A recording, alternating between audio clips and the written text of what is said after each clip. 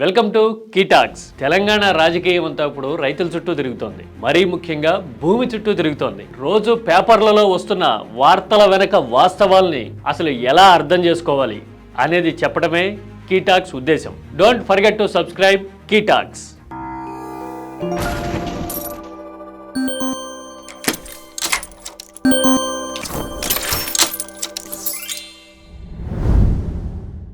టాప్లో right side ప్రముఖంగా ఈనాడు ఒక వార్త రాసింది. దాని తర్వాత బాటంలో వెరీ బాటంలో 1000 ఎకరాలు దోచేశారు సీఎం కుటుంబ సభ్యులు అనే మరో వార్త రాసింది. మామూలుగా దూరం నుంచి చూడడానికైతే ఈ రెండు వేరువేరు వార్తల్లాగా ఉంటాయి.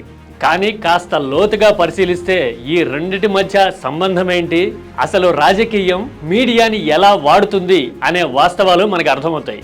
అసలు ఇందులో బుల్లెట్ పాయింట్స్ చూస్తే మూల సర్వే నెంబర్లో భూముల కన్నా ఎక్కువ పాస్ పుస్తకాలు జారీ చేశారని, రాష్ట్ర వ్యాప్తంగా 5 లక్షల ఎకరాలకు పైగా అదనపు విస్తీర్ణం లెక్కల్లో కనిపిస్తోందని, అత్యధికంగా ఉమ్మడి ఆదిలాబాద్, వరంగల్ జిల్లాల్లో ఈ లెక్కల్లో గోల్మాల్ కనిపిస్తోందని, భూభారతి అమలుపై ఈ ప్రభావం తీవ్రంగా ఉంటుందని, అదనపు విస్తీర్ణం కుదింపు మీద రెవెన్యూ శాఖ దృష్టి పెట్టిందని ఈనాడు ప్రత్యేకంగా రాసింది. అసలు లక్ష్యం ఏంటంటే కేసీఆర్ రైతు దీక్షల పేరుతో తెలంగాణ మొత్తం పార్టీని యాక్టివేట్ చేసేందుకు కేటీఆర్ ని రంగంలోకి దించారు. నేరుగా ఇందులో ఎక్కడా కేసీఆర్ ప్రభుత్వాన్ని పాలనని తప్పుపడుతున్న తీరు లేదు. కానీ 2017 నుంచి అంటే కేసీఆర్ అధికారంలో ఉన్న మొదటి విడతలో ఈ భూముల లెక్కలు తీయడం మొదలైందని, 1956లో శాట్వార్ల ప్రకారం భూముల వివరాలు పగడ్బందీగా నమోదైతే 2017లో మొదలైన లెక్కల నమోదులో తిరగామరగా జరిగిందని, మూల సర్వే నెంబర్ల ప్రకారం ఇష్టారీతిన భూ విస్తీర్ణాన్ని నమోదు చేశారని ఇందులో ప్రత్యేకంగా ప్రస్తావించారు. దాని తర్వాత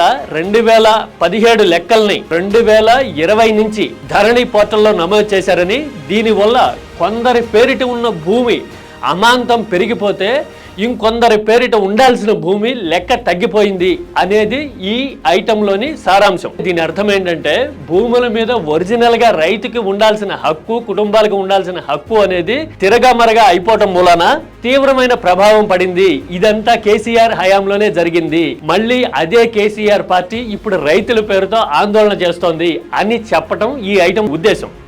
ఇది పూర్తిగా కాస్త లోతైన అవగాహన, రాజకీయ పరిస్థితులు అర్థం చేసుకునే వాళ్ళకి ఎవరికైనా తెలిసిపోతుంది. ఇది గవర్నమెంట్ స్పాన్సర్డ్ ఐటమ్, ప్రభుత్వం ప్రత్యేకంగా ఇప్పుడు ఈనాడులో రాయించిన ఐటమ్ అని తెలుస్తూ ఉంటుంది. అంటే 8 ఏళ్ల కింద తీసిన లెక్క 5 ఏళ్ల కింద నమోదు చేస్తే ఇప్పుడు వార్త రాశారు. రాష్ట్ర వ్యాప్తంగా భూముల నమోదు విషయంలో ధరణి వల్ల గోల్మాల్ జరిగింది.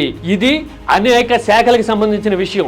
వ్యవసాయ శాఖ ఉన్నది ఇందులో, ఆర్థిక శాఖ ఉన్నది ఇందులో, దీని తర్వాత న్యాయ శాఖ ఉన్నది ఇందులో, అడ్మినిస్ట్రేటివ్ విభాగం ఉంది ఇందులో, గ్రామీణాభివృద్ధి శాఖ ఉంటుంది ఇందులో. ఇలాగా ఈ అన్ని శాఖల్ని సమన్వయం చేస్తూ కేసీఆర్ పెట్టిన చిక్కులన్నింటినీ మేము సరిచేస్తా ఉన్నాము అని వ్యూహాత్మకంగా రేవంత్ ప్రభుత్వం బీఆర్ఎస్ మీద ఎదురుదాడి చేసే ఉద్దేశంతో ఈ వార్త రాసింది.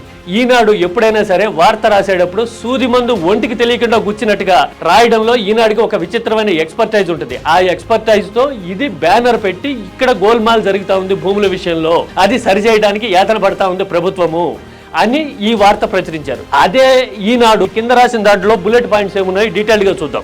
రియల్ ఎస్టేట్ తప్ప స్టేట్ అభివృద్ధిపై దృష్టి లేదు అని ముఖ్యమంత్రి మీద కేటీఆర్ నేరుగా విమర్శ చేశారు. సీఎం కుటుంబ సభ్యులు 1000 ఎకరాల భూములు సంపాదించారని కేటీఆర్ ఆరోపించారు. దీంతో పాటుగా పక్కన బాక్స్ లో ఇంకో ఐటమ్ కూడా కనబడుతోంది. నేడు భరాసా విస్తృత స్థాయి సమావేశం హాజరు కానున్న కేసీఆర్. ఆయన పార్టీ విస్తృత సమావేశానికి ఆయన హాజరవడంలో వార్తేమీ లేదు, వింతేమీ లేదు.